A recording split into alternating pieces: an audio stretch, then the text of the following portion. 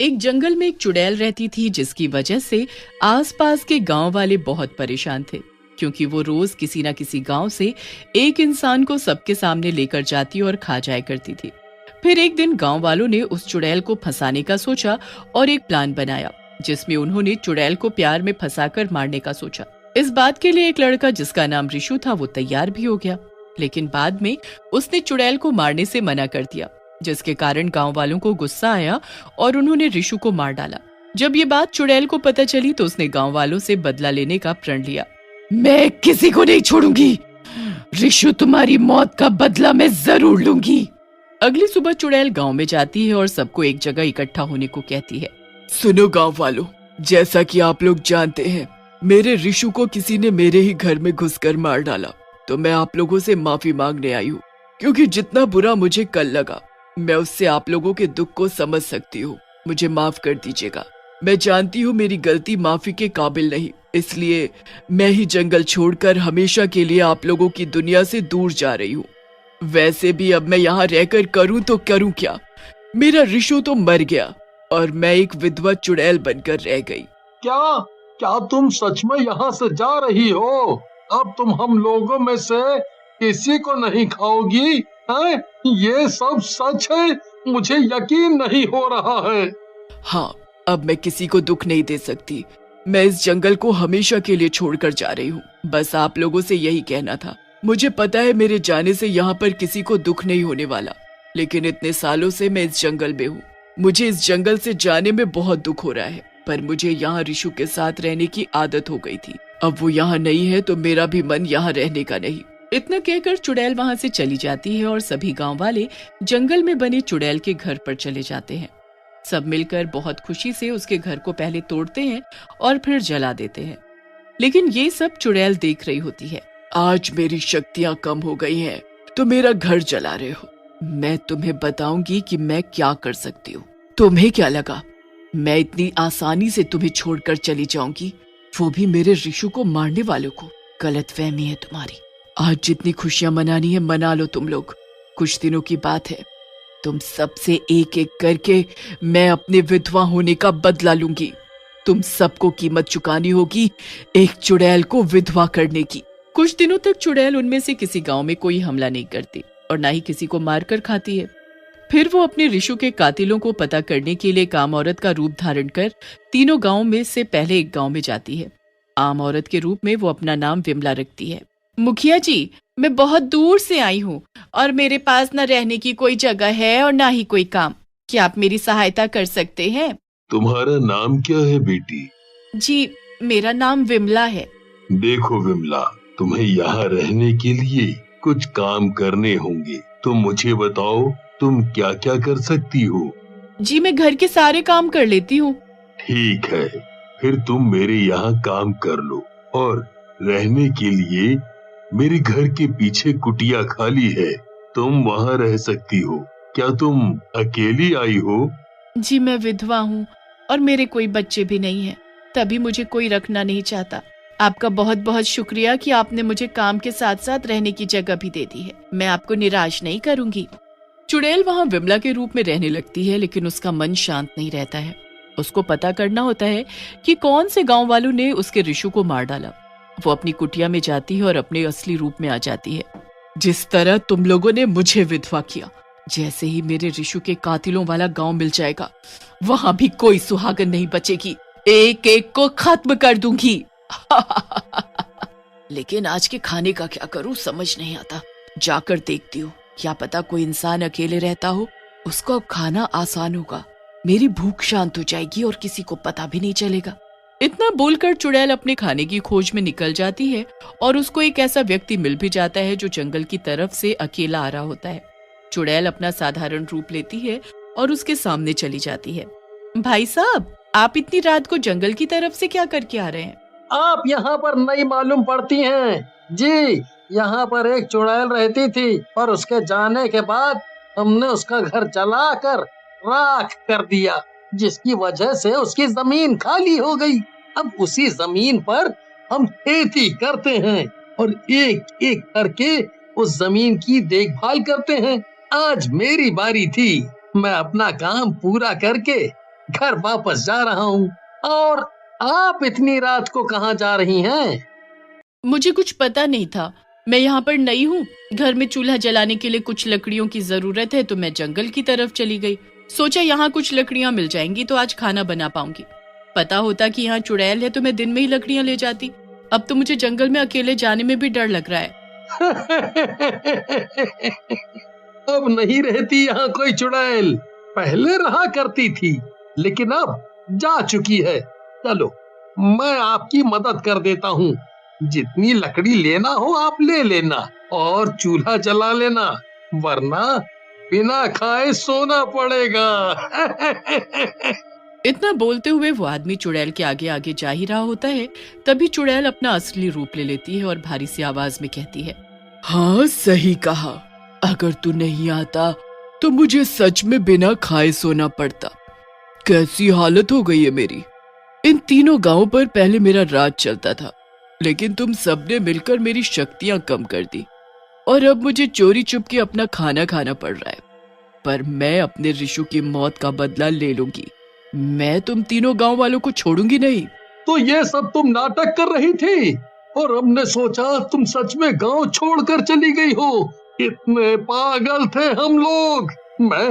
मैं पूरे गांव वालों को बता दूंगा कि तुम वापस आ चुकी हो, और जिस तरह हमारे गांव वालों ने तुम्हारे ऋषु को मार डाला था उसकी धोखेबाजी पर, ऐसे ही हम सब मिलकर तुम्हें भी मार डालेंगे।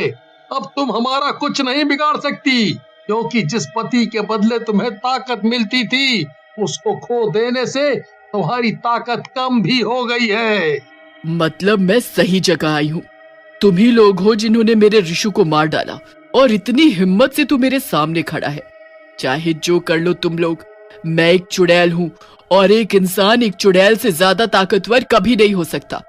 अब देख मैं तेरे गांव की सारी औरतों को कैसे विधवा बनाती हूँ, और सबसे पहले विधवा बनेगी तेरी पत्नी। तेरी लाश उसके घर के बाहर मिलेगी। चुड़ैल उसको नाखूनों से मार देती है और खा जाती है। फिर उसकी लाश को उसके घर के बाहर छोड़कर आ जाती है और फिर साधारण रूप धारण कर मुखिया की कुटिया में जाकर सो जाती है। अगली सुबह जब गांव वाले उस आदमी की लाश देखते हैं तो डर जाते हैं और सब एक जगह इकट्ठा हो जाते हैं। वहां मुखिया भी आते हैं और लोगों से बात करने की कोशिश करते हैं। क्या मुखिया जी, आप भी ये चुड़ैल की बातों पर विश्वास करते हैं? क्या पता उसने हमसे झूठ बोला हो और वो हम सबसे बदला लेने आई हो, क्योंकि हमने उसके ऋषु को मार डाला था। जब तक ठीक से पता न चले हम कुछ नहीं कह सकते। तो अभी आप लोग शांति बनाए रखें और अपने अपने घर जाकर अपना अपना काम करें। ठीक है, जाइए सब लोग। सब मुखिया की बात मानकर अपने अपने घर जाकर अपने अपने कामों पर लग जाते हैं। लेकिन मुखिया के दिमाग में एक बात घूम जाती है कि ये जो विमला आई है ये भी विधवा है और अचानक इसी गांव में क्यों आई है। जब इसके पास कुछ नहीं था तो किसके सहारे यहाँ चली आई।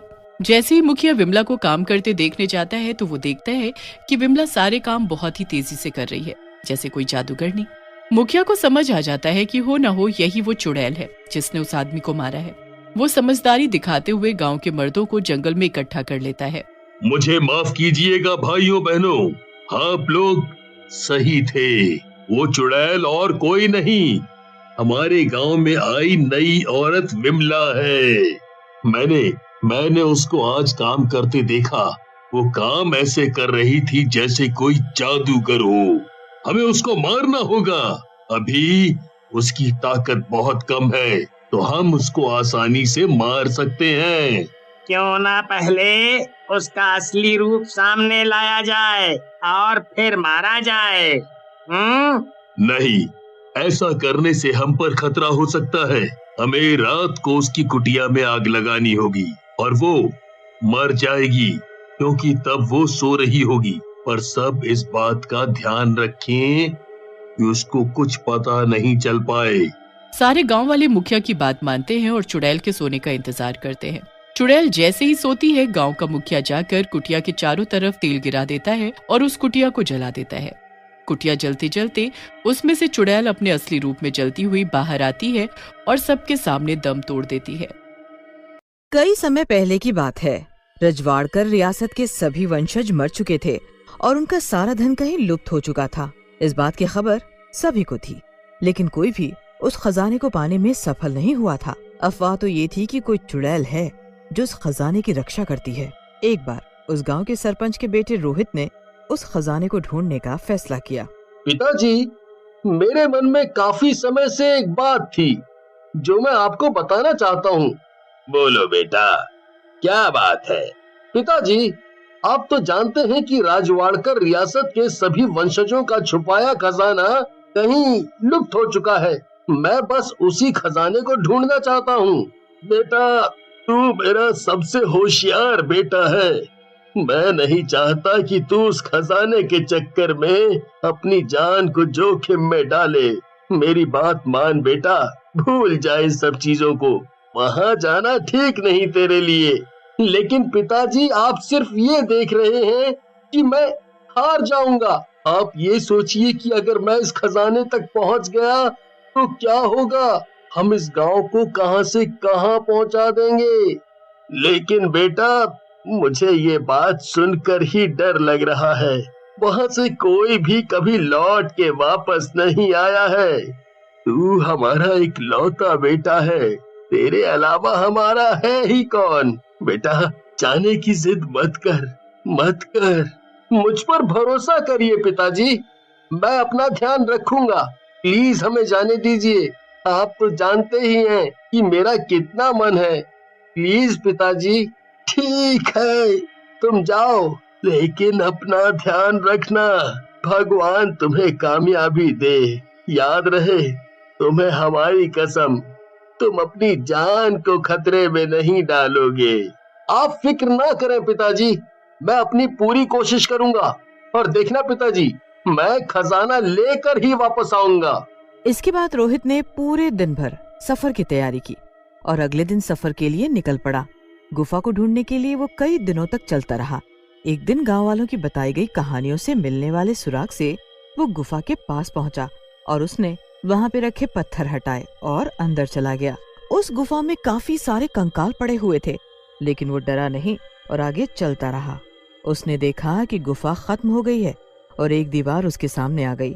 उसने काफी देर तक दीवार के हर कोने को बारीकी से देखा और फिर उसने उस दीवार पर हाथ रखा और वो दीवार हिलने लगी और एक धुआं आया और थोड़ी देर बाद रोहित की आंख खुलती है और वो खुद को खुले मैदान में पाता है। हे भगवान, ये क्या मुसीबत है। लगता है खजाने की सुरक्षा के लिए ये सब बनाया होगा ताकि कोई भी आसानी से खजाने तक न पहुंच पाए। अब क्या करूं समझ नहीं आ रहा। ऊपर से गला भी सूख रहा है। वो देखता है कि दूर दूर तक वहाँ पानी के लिए नदी तालाब कुछ भी नहीं है। पानी की तलाश में वो आगे की तरफ चलने लगता है। चलते चलते रोहित को चक्कर आने लगते हैं और वो अचानक एक आदमी से टकरा जाता है। उसे लगता है शायद वो भी उसी की तरह खजाने की खोज में आया है। रोहित जैसे ही उसके कंधे पर हाथ रखता है, उस इंसान की गर्दन पीछे की तरफ मुड़ने लगती है। ऐसा नजारा अपने सामने देखकर रोहित घबरा जाता है। रोहित भागने की पूरी कोशिश करता है, लेकिन भाग नहीं पाता और न ही चिल्ला पाता है। अचानक रोहित की आंख खुलती है और वो खुद को गुफा के अंदर पाता है। गुफा का पानी धीरे धीरे बढ़ने लगता है। मुझे जल्दी यहाँ से बाहर निकलना होगा, नहीं तो आज मेरे प्राण गए। क्या करूँ समझ नहीं आ रहा है। ऐसा करता हूँ, दीवार के कोनों में देखता हूँ, क्या पता बाहर निकलने का कोई रास्ता मिल जाए। दूसरी तरफ गुफा में पानी का स्तर धीरे धीरे बढ़ रहा होता है और रोहित को कहीं भी बाहर निकलने का दरवाजा नहीं दिख रहा होता है, लेकिन फिर भी वो अपनी पूरी जान लगा देता है। पानी उसके शरीर के ऊपर चला जाता है। तभी उसे नीचे जमीन में कुछ दिखता है। वो तैरते हुए उसके पास पहुंचता है। रोहित को गुफा के बीच में एक ढक्कन सा कुछ दिखाई देता है। वो जैसे ही उसे उठाता है, वहाँ का सारा पानी बाहर की तरफ निकल जाता है। चलो, जान में जान आई। यहाँ से सारा पानी बाहर निकल गया है। लगता है यहीं से बाहर जाने का रास्ता है। ऐसा करता हूँ, अंदर जाके देखता हूँ। रोहित उस सुरंग के अंदर जाता है और एक तालाब के पास पहुँचता है। तालाब से एक चुड़ैल के हंसने की आवाज आती है। मैं हूँ खजाने की रक्षक, क्या हुआ, डर गए? खजाना चोरी करने आए हो? देखो, मैं खजाना चोरी करने नहीं बल्कि उसे गरीबों की मदद करने के लिए इस्तेमाल करना चाहता हूँ। तुम जैसे बहुत आए और मारे गए, अब तुम्हारी बारी है। मुझे जाने दो, खुद सोचो ये खजाना कब से यहाँ पड़ा हुआ है, आज तक ये किसी के काम आया नहीं ना, लेकिन मैं इसे सबकी भलाई के लिए इस्तेमाल करना चाहता हूँ, यकीन करो मेरा। ये खजाना राजवाड़कर वंश के राजाओं का है और उनकी मर्जी के बिना कोई भी इसे नहीं ले जा सकता, समझे तुम? चुड़ैल ने अपना हाथ लंबा किया और रोहित की गर्दन पकड़ ली। रोहित दर्द से चिल्लाने लगा। कभी चुड़ैल उसे उठाकर यहाँ फेंकती तो कभी वहाँ फेंकती। चुड़ैल ने रोहित को अधमरा कर दिया। फिर भी रोहित सिर्फ एक बात कहता, मेरा यकीन करो, इससे हम लोगों को काफी मदद कर सकते हैं, उन सब के जीवन के कष्ट दूर हो जाएंगे, दया करो हम पर। तू तो बड़ा ढीठ है रे, एक बार में समझ नहीं आता तुझे? क्या लगता है मुझे कि तू ऐसे नहीं मानेगा? अबे बताती हूँ तुझे, रुक। इसके बाद चुड़ैल एक चाकू उठाती है और रोहित की तरफ फेंक देती है, लेकिन जैसे ही चाकू रोहित को लगने वाला होता है तभी अचानक तेज रोशनी आती है और चाकू रुक जाता है। हाँ, ये क्या? ये चाकू कैसे रुक गया?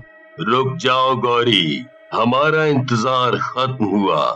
महाराज? हाँ, हमारा इंतजार खत्म हुआ गौरी। हमें हमारे खजाने का वारिस मिल गया है। आज से तुम आजाद हो। तुमने इतने वर्षों तक हमारे राज्य के खजाने की निस्वार्थ भावना से रक्षा की, इसके लिए मैं तुम्हारा ऋणी हूँ गौरी। ये कैसी बातें कर रहे हैं महाराज? ये आपकी प्रजा है, आपके लिए तो ऐसे 100 खजाने हंसते हंसते दे सकते हैं हम। मैं भी बहुत खुश हूँ गौरी कि हमें तुम्हारे जैसी प्रजा मिली है। अब हम अपनी संपत्ति रोहित तुम्हारे हवाले करते हैं, इससे सबका भला करना। लेकिन महाराज, अगर ये भी आपकी तरह लालची निकला तो? नहीं गौरी, आज जब मौत इसके सर पे थी तब भी ये सब के बारे में सोच रहा था। भला इससे ज्यादा नेक इंसान कौन हो सकता है जो खुद से पहले दूसरों का सोचे। हम हमेशा यही चाहते थे कि हमारा खजाना हमारी प्रजा की भलाई में लगे, लेकिन रोहित से मिलने के बाद मुझे यकीन हो गया है कि इस खजाने को अपना वारिस मिल गया है। इसलिए अब हम इस दुनिया से खुशी खुशी यहाँ से जा सकते हैं। मुझे माफ कर दो रोहित, मैं तुम्हें सही से पहचान नहीं पाई। इस खजाने का ध्यान रखना और लोगों की भलाई करना और हमेशा सबकी मदद करना। महाराज, आप मुझ पर यकीन करिए, मैं आपके इस खजाने का कभी भी गलत इस्तेमाल नहीं करूंगा। इस खजाने से मैं हमेशा सबका भला करूंगा ताकि आपके खजाने का सही इस्तेमाल हो सके। आप बेफिक्र हो जाइए, आपकी अधूरी इच्छा मैं पूरी करूंगा। हमें खुशी हुई जान के कि तुम मेरी इच्छा पूरी कर रहे हो। गौरी, तुम्हारे जाने का वक्त आ गया है। तभी वहाँ एक रोशनी आती है और गौरी वहाँ से गायब हो जाती है। तभी थोड़ी देर बाद महाराज भी वहाँ से गायब हो जाते हैं।